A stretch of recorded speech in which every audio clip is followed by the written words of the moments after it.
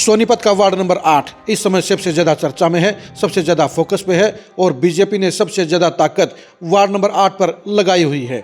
मोहनलाल बड़ोली के रिश्तेदारों की सीट होने के चलते ये चुनाव सबसे ज़्यादा इम्पोर्टेंट हो गया है और मुख्यमंत्री नायब सिंह ने कल सोनीपत में इसी वार्ड से अपने चुनाव अभियान की शुरुआत करने का काम किया।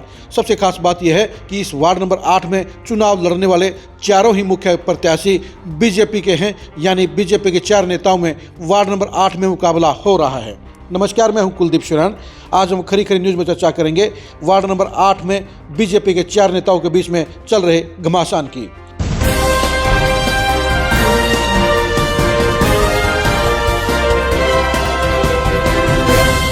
वार्ड नंबर 8 में चुनाव लड़ रहे चारों की चारों टॉप के कैंडिडेट बीजेपी के नेता हैं।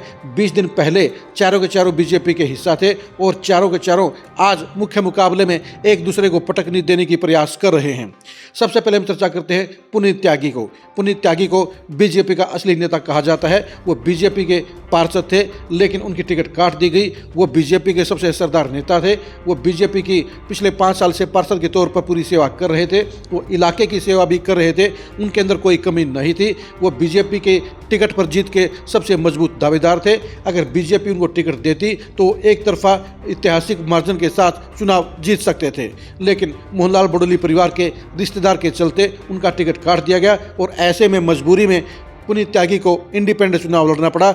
वार्ड की जनता पुनीत त्यागी को ही असली बीजेपी का प्रत्याशी कह रही है, असली बीजेपी कह रही है और इसलिए उनके साथ इमोशनल कार्ड भी जुड़ गया है। दूसरे प्रत्याशी हैं कुणाल कौशिक। कुणाल कौशिक मोहनलाल बड़ोली के भाई माईराम कौशिक के बेटे के साले हैं। उनको रिश्तेदारी के चलते ही ये टिकट मिली है। हम आपको ये बता दें कि पिछले चुनाव में उनके परिवार की महिला कविता कौशिक ने टिकट नहीं मिलने पर इंडिपेंडेंट चुनाव लड़ा था, लेकिन इसके बावजूद बीजेपी ने उसके खिलाफ कोई कार्रवाई नहीं की थी और इस बार चुनाव में उनके बेटे कुणाल कौशिक को टिकट दे दी गई। यानी ये बीजेपी की प्रोफेशनल वर्किंग है। एक बड़े नेता के रिश्तेदार को टिकट देने का काम किया गया है। उनको प्रोफेशनल बीजेपी कहा जा रहा है, यानी कुणाल कौशिक के साथ में बीजेपी के असली नेता और असली वर्कर दूरी बनाए हुए हैं। तीसरे प्रत्याशी हैं सचिन कौशिक। सचिन कौशिक भी बीजेपी की टिकट मांग रहे थे। सचिन कौशिक ने पूरे इलाके में बीजेपी नेता के तौर के ऊपर उन्होंने होर्डिंग लगाने का काम किया था। जब उन्हें बीजेपी की टिकट कटने की आशंका हुई तो फिर वो कांग्रेस की टिकट की दावेदारी में शामिल हो गए, लेकिन कांग्रेस से भी उनको टिकट नहीं मिली। ऐसे में मजबूरी में उनको इंडिपेंडेंट चुनाव लड़ना पड़ा। चौथे प्रत्याशी है कांग्रेस के पवन कुमार सुरहा। पवन कुमार सुरहा महज 20 दिन पहले ही कांग्रेस में शामिल हुए। उन्हें बीजेपी के एक बड़े नेता ने खास मिशन के लिए कांग्रेस में भेजने का काम किया। ये नेता साफ तौर पर राय के अंदर कांग्रेस की टिकट पर किसी ब्राह्मण नेता को टिकट कटवाना चाहते थे। वार्ड नंबर 8 में कांग्रेस की टिकट के असली दावेदार प्रीतम कौशिक थे। प्रीतम कौशिक लगातार मेहनत कर रहे थे और रावनंदर सिंह ने भी उनकी टिकट हामी भरी हुई थी, लेकिन बीजेपी के एक बड़े नेता की कांग्रेस के एक बड़े नेता के साथ सेटिंग ने सारा खेल बिगाड़ दिया और पवन कुमार को टिकट दे दी गई और प्रीतम कौशिक की टिकट काट दी गई। यानी पवन कुमार भी वास्तव में बीजेपी के नेता हैं, लेकिन कांग्रेस की टिकट पर चुनाव लड़ने का काम कर रहे हैं।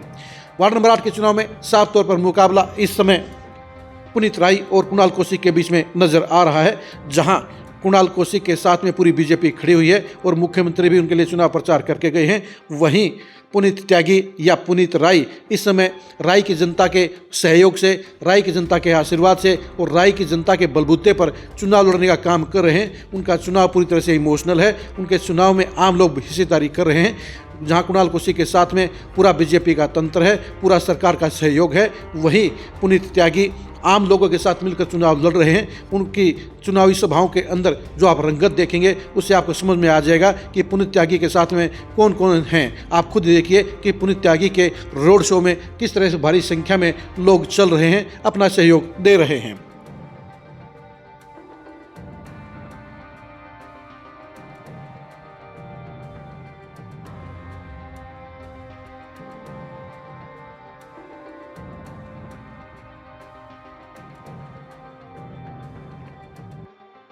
आपने देख लिया होगा कि पुनीत त्यागी के साथ में आम लोग चल रहे हैं, इमोशनल होकर चल रहे हैं, पूरा तन मन धन लगाने का काम कर रहे हैं और यही वजह है कि उनका चुनाव प्रचार पूरे डंके की चोट पर आगे बढ़ रहा है, वो जीत की दावेदारी में नंबर 1 पर है।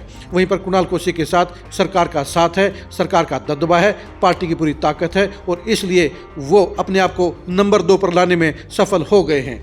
लेकिन पुनीत त्यागी उन पर भारी पड़ रहे। अब देखने की बात यही रहेगी कि मुख्यमंत्री के शो के बाद वो अगला कदम कुणाल कौशिक क्या उठाते हैं। लेकिन आज की तारीख में जमीनी लेवल के ऊपर पुनीत त्यागी भारी पड़ते हुए नजर आ रहे हैं और यही वजह है कि उनका चुनाव सबसे ज़्यादा हाईलाइट हो रहा है। आप वार्ड नंबर 8 के चुनाव के बारे में क्या सोचते हैं, कमेंट करके जरूर बताइए।